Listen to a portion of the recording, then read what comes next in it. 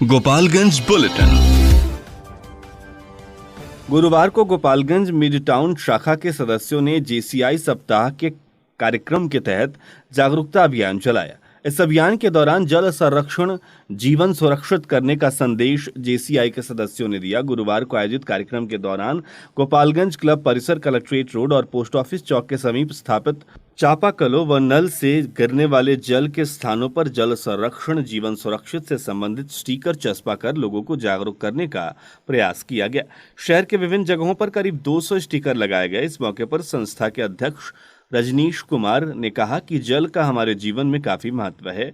इससे पर्यावरण संतुलन बना रहेगा, धरती हरी भरी रहेगी, साथ ही लोगों को जल की समस्या से भी जूझना नहीं पड़ेगा। इसलिए जल को संरक्षित कर अपना जीवन सुरक्षित करना चाहिए। इसको लेकर लोगों को जागरूक करने का प्रयास किया जा रहा है। मौके पर राजीव सिंह, डॉक्टर आशीष तिवारी, नीतीश गुप्ता, कृत्यानंद सिंह उर्फ साकेत सिंह, राकेश रंजन, टीएन श्रीवास्तव आदि लोग मौजूद रहे। राष्ट्रीय पोषण माह अभियान के तहत गुरुवार को आंगनबाड़ी केंद्रों पर सहजन और पपीता के पौधे लगाए गए। केंद्रों पर सहजन के पौधे लगवाने का मुख्य उद्देश्य गर्भवती माताओं को इसके प्रयोग पर बल देना है। जिला स्तर पर सहजन के पौधे को लगाने की मॉनिटरिंग भी की गई। साथ ही गर्भवती महिलाओं को इसका उपयोग करने के लिए प्रेरित भी किया गया। डीपीओ शम्स जावेद अंसारी ने सहजन की सब्जी और सूप आदि का प्रयोग करने से गर्भवती महिलाओं के उत्तम स्वास्थ्य और जन्मे बच्चे के भी स्वस्थ होने की बात कही। आंगनबाड़ी केंद्रों के नौनिहालों को भी इसका सेवन कराया जाएगा ताकि उन्हें विटामिन युक्त आहार मिल सके। उन्होंने बताया कि पौधे के वृक्ष बनने से पर्यावरण संरक्षण को बढ़ावा तो मिलेगा ही, स्वस्थ समाज की परिकल्पना भी साकार होगी। सहजन के प्रयोग से गर्भवती माताओं का स्वास्थ्य भी बेहतर होने के साथ ही कुपोषित बच्चों का कुपोषण भी दूर होगा। ये पौधे आम लोगों के लिए भी लाभकारी साबित होंगे। उन्होंने बताया कि वृक्षों के बिना जीवन की कल्पना नहीं की जा सकती है। ऐसे में जरूरी है कि सभी अधिक से अधिक पौधे लगाएं।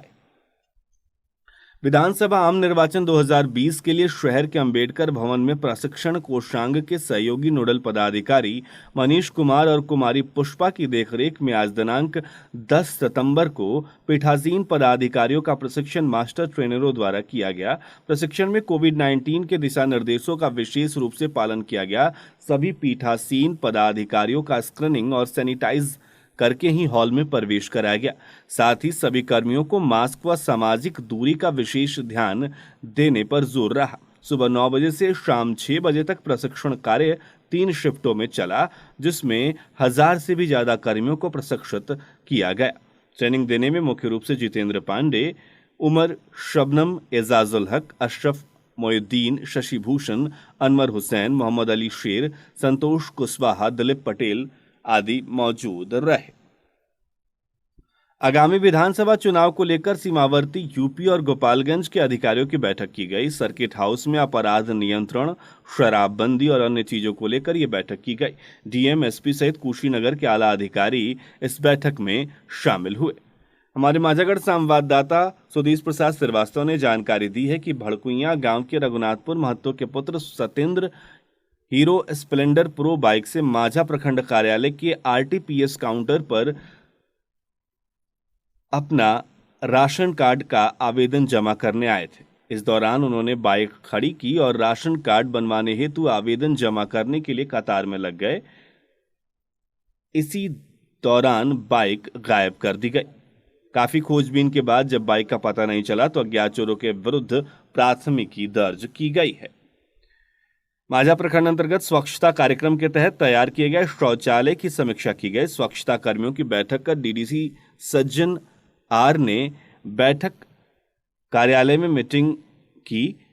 समीक्षा करने के बाद स्वच्छता कर्मियों को निर्देश दिया गया कि लक्ष्य के अनुसार शौचालय निर्माण का कार्य जल्दी पूर्ण किया जाए। भाजपा विधायक मिथिलेश तिवारी ने 3 मृतकों के आश्रितों को 12 लाख का चेक सौंपा है। सिधवलिया प्रखंड के शेर बुचिया और चांदपरना में बाढ़ के पानी में डूबने से 3 लोगों की मौत हो गई थी। हमारे थावे संवाददाता गौतम कुमार ने जानकारी दी है कि थावे प्रखंड के इटवा पुल व इटवा धाम पर ज्योतिया पर्व करने वाली श्रद्धालु महिलाओं की भीड़ उमड़ पड़ी। ज्योतिया व्रत हर साल आश्विन महीने के कृष्ण पक्ष अष्टमी को मनाया जाता है। इसे सभी मां अपने पुत्र की लंबी आयु की कामना के साथ करती हैं। कई विवाहित महिलाएं इसे पुत्र प्राप्ति के लिए भी करती हैं। जितिया व्रत के बारे में यह आस्था है कि इसको करने से भगवान ज्योतिवाहन पुत्र पर आने वाली हर समस्या से उसकी रक्षा करते हैं। जितिया व्रत की कथा के अनुसार नदी में नहाना अनिवार्य होता है।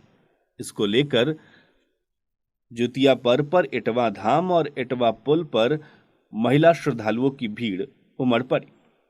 इस दौरान विधि व्यवस्था बनाए रखने के लिए पुलिस बल को भी तैनात किया गया था। पुलिस बल देर शाम तक यहां मौजूद रही।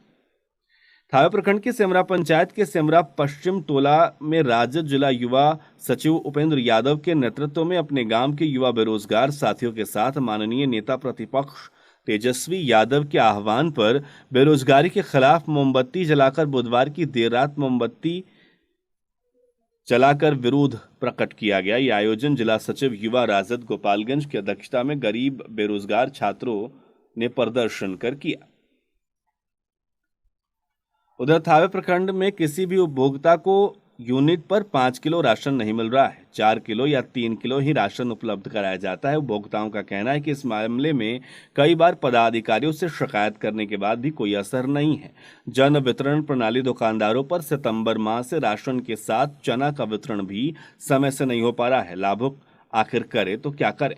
डीलरों के मनमैया रवैये से आजिज लाभुक एसडीओ को आवेदन देकर न्याय की गुहार तो लगा रहे हैं, पर किसी भी डीलर के खिलाफ कार्रवाई नहीं होने से उपभोक्ताओं में निराशा का माहौल है। ऐसे में लाभुक अब बड़े साहब के पास शिकायत करने में भी हिचकिचा रहे हैं। साहब राय टोला के पारस सिंह, राजकुमार बिन, मालती देवी, सुमन देवी, चनावे गांव के वीरेंद्र माझी, झूलन महतो, छबीला महतो, शंकर राम ने बताया कि उनका नाम राशन कार्ड में है। डीलर राशन देने से इनकार कर रहे हैं। सितंबर में राशन मिला तो कई लोगों को चना नहीं मिला। एसडीपीओ उपेंद्र पाल ने बताया है कि जो डीलर चने का वितरण नहीं करता उसके विरुद्ध शिकायत मिलती है तो कानूनी कार्रवाई की जाएगी। खरपकवा गांव के समीप हुसेपुर जगतौली पथ पर बुधवार की रात खाना खाकर टहलने निकली एक महिला को एक बाइक सवार ने धक्का मार दिया। हादसे में ग्रामीण गंभीर रूप से घायल महिला को रेफरल अस्पताल ले गए। वहां चिकित्सकों ने महिला को मृत घोषित कर दिया। सूचना मिलने पर मौके पर पहुंची पुलिस ने महिला के शव को कब्जे में लेकर पोस्टमार्टम के लिए सदर अस्पताल भेज दिया है। मृतका खरपकवा गांव निवासी अमरजीत शाह की 45 वर्षीय उमरावती देवी बताई जा रही हैं। उधर माजागढ़ थाना क्षेत्र के शेखपरसा गांव के ध्रुव भगत की पत्नी चांदनी देवी को सर्प ने डस लिया, जिससे उनकी मौत हो गई। आक्रोशित परिजनों और ग्रामीणों द्वारा माझा प्राथमिक स्वास्थ्य केंद्र के इमरजेंसी रूम के दरवाजे को तोड़कर रूम में घुसकर डॉक्टरों और कर्मचारियों को डंडे से पीट कर जख्मी किया गया, जिसमें 13 नामजद और 50 अज्ञात के विरुद्ध माजागढ़ थाने में प्राथमिकी दर्ज कराई गई। परंतु घटना के 2 दिन बाद भी एक भी अभियुक्त को पुलिस ने गिरफ्तार नहीं किया है। इससे खिन्न स्वास्थ्य कर्मियों ने स्वास्थ्य केंद्र के सारे कार्य को बंद कर हड़ताल शुरू कर दिया है। स्वास्थ्य केंद्र के प्रांगण में स्वास्थ्यकर्मी धरना प्रदर्शन कर रहे थे। स्वास्थ्य कर्मियों की मांग है कि जब तक नामजद अभियुक्तों की गिरफ्तारी पुलिस के द्वारा नहीं की जाती है तब तक हड़ताल धरना प्रदर्शन जारी रहेगा। धरना में हेल्थ इंस्पेक्टर सुरेंद्र बैठा, स्वास्थ्य समिति प्रबंधक अप्रितम अचल, कार्यालय सहायक रहीम अंसारी, अकाउंटेंट उमेश प्रसाद, वीसीएम अरुण कुमार, अनुश्रवण पदाधिकारी अमित तिवारी, डॉक्टर परमानंद चौधरी, प्रभारी चिकित्सा पदाधिकारी डॉक्टर शाहिद नाजमी सहित स्वास्थ्यकर्मी सम्मिलित रहे।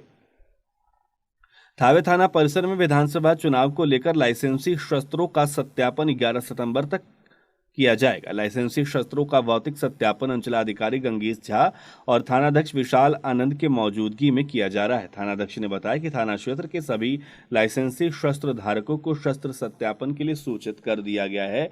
अभी तक 50 लाइसेंस धारक शस्त्र धारकों ने अपना भौतिक सत्यापन करा लिया है।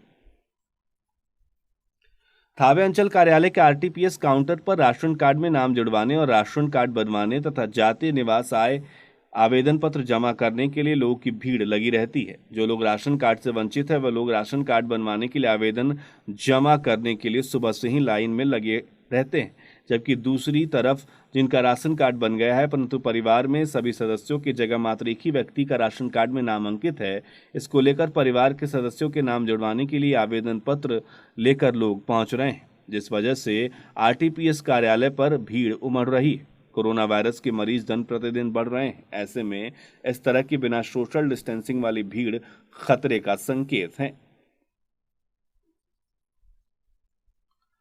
उधर कटिया थाना क्षेत्र में बुधवार की देर रात दो अलग अलग सड़क दुर्घटनाओं में 7 लोग बुरी तरह से घायल हो गए। घायलों को निजी अस्पताल में भर्ती कराया गया है। पहली घटना के संबंध में बताया जा रहा है कि पंचदेवरी प्रखंड के रूप बगही गांव निवासी होमगार्ड जवान दीनानाथ सिंह पंचदेवरी से अपने घर जा रहे थे कि भोरे मिश्रौली पथ पर भटवा खेल मैदान के सामने तेज गति से आ रही बोलेरो पिकअप ने उन्हें ठोकर मार दी और फरार हो गया। आसपास के लोगों ने उन्हें पंचदेवरी अस्पताल पहुंचाया, जहां स्थिति को गंभीर देखते हुए डॉक्टरों ने गोरखपुर रेफर कर दिया। वहीं दूसरी घटना के संबंध में बताया जा रहा है कि पंचदेवरी प्रखंड के लोहटी गांव निवासी राजाराम भगत अपने बेटे राजकुमार और अपने रिश्तेदार पंकज के साथ भोरे जा रहे थे। बुधवार की देर रात करीब भोरे मिसरौली पथ पर खरबना गांव के पास सामने से आ रहे बाइक सवारों ने ठोकर मार दी, जिससे 3 लोग बुरी तरह से घायल हो गए। वहीं दूसरी तरफ बाइक सवार 3 लोग भी चोटिल हो गए। हालांकि तीनों लोगों के घर का पता नहीं चल पाया है।